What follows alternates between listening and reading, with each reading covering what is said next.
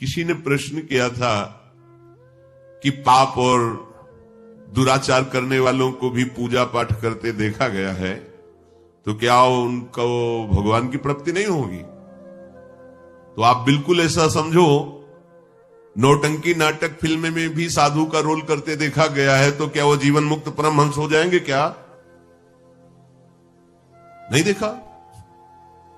बैठे हैं, पूरा स्वांग वही कर रहे साधु का। क्या उनको अध्यात्म की ऊंचाई पे चढ़ना होगा? क्या उनकी भूमिकाएं बदलेंगी? क्या वो निष्पाप होकर परब्रह्म को प्राप्त हो जाएंगे? क्या नहीं। क्यों? क्योंकि वो नाटक कर रहे हैं, नाटक। और आप भी नाटक देखने जा रहे हैं। नाटक केवल नाटक, तुम जो कुछ नहीं सार, तो ऐसे ही तुम करो पापाचरण, उसके बाद सजाओ आरती सोने की और चढ़ाओ सोने का छत्र, और इसके बाद बोलो ओम जय जगदीश हरे। तो वो क्या हो रहा है? जैसे एक फिल्म के पर्दे पर नाटक हो रहा है, वैसे ही नाटक हो रहा है। उसे उपासना नहीं मानी जाएगी। उपासना उसे कहते हैं जो भगवान की आज्ञा के अनुसार चलता है। भगवान ने शास्त्रों में यही, वही मेरा सेवक है, वही मेरा प्रिय है जो मेरा अनुशासन माने, मेरी आज्ञा के अनुसार। भगवान की आज्ञा का उल्लंघन करके पापाचरण करो और उस पापाचरण से कमाए हुए धन से स्वर्ण का मंदिर बना लो, स्वर्ण का सिंहासन बना लो और खूब वैभव विस्तार सेवा का करो। वो सेवा कैसी होगी हम नहीं कह रहे, भगवान कपिल देव जी कह रहे हैं।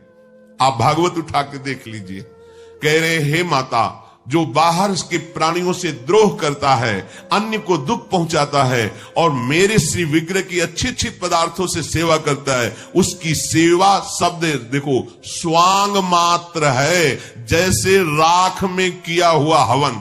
तो नाटक में स्वांग ही तो होता है, वो स्वांग ही है। उसे पूजा मत मान लेना।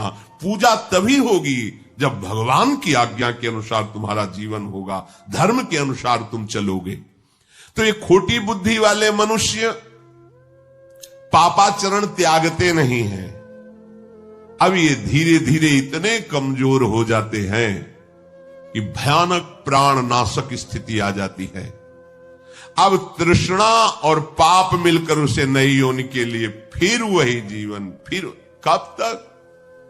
इसलिए अनाद्यंता तुषा तृष्णा अंतर्देह गता नृणाम विनाशयति भूतानि अयो निज इवानलः। अब वो जिस योनि में जाता है, तो जैसे भीतर आग रखी हो धीरे धीरे बढ़ती चली जाती, जला के राख कर देती है, ऐसे ही तृष्णा भोगों की भयानक पापाचरण में अगला भी, फिर बस यही पुनरपि जननम पुनरपि मरणम पुनरपि जननी जठरे शयनम।